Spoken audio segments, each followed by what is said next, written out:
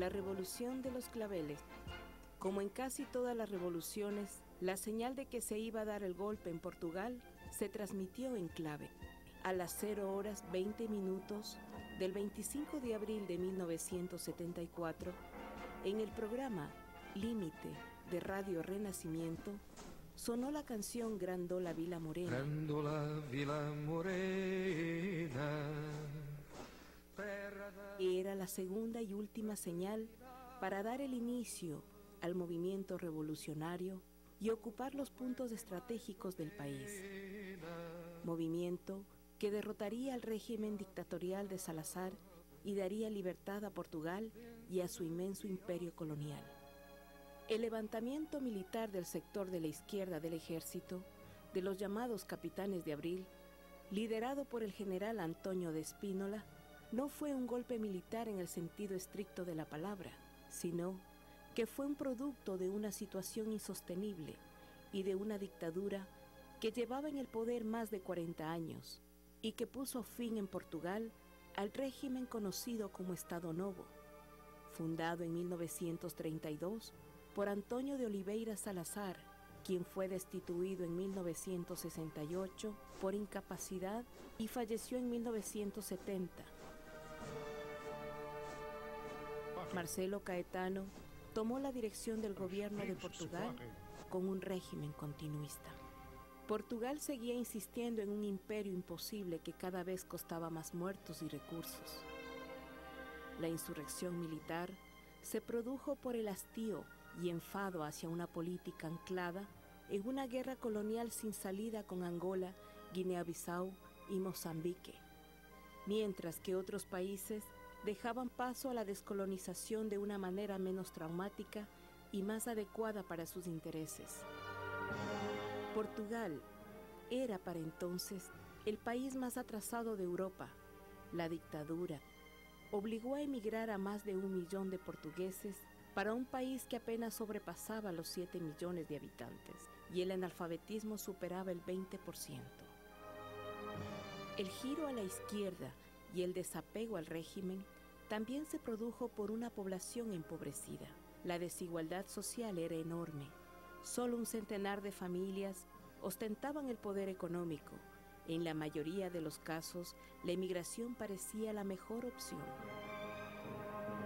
La explotación latifundista en el campo era un escándalo a los ojos de la mayoría, como también el hecho de que Portugal fuera un paraíso para los nazis huidos de la justicia o para los dictadores, como el caso de Fulgencio Batista, mientras las cárceles se llenaban de presos políticos opositores al gobierno.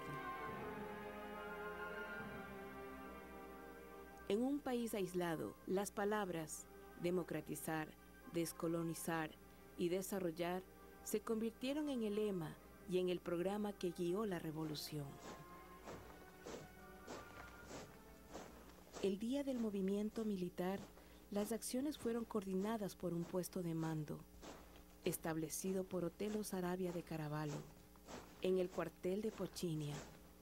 Los ciudadanos, lejos de hacer caso a los numerosos llamamientos para que no saliesen de sus casas por su propia seguridad, simpatizaron rápidamente con lo sucedido y ocuparon las calles en compañía de los sublevados. Aquel amanecer en Lisboa dejó la imagen que bautizaría este acontecimiento como la Revolución de los Claveles. Sería la de esas concentraciones y manifestaciones espontáneas de ciudadanos y de las Fuerzas Armadas, con la ayuda de las floristas, se pertrecharon con la flor de la temporada, los claveles rojos y blancos, y las colocaron en los cañones de los fusiles de los soldados demócratas que habían tomado la ciudad sin derramamiento de sangre. En horas, los portugueses pasaron del silencio del régimen salazarista al clamor popular.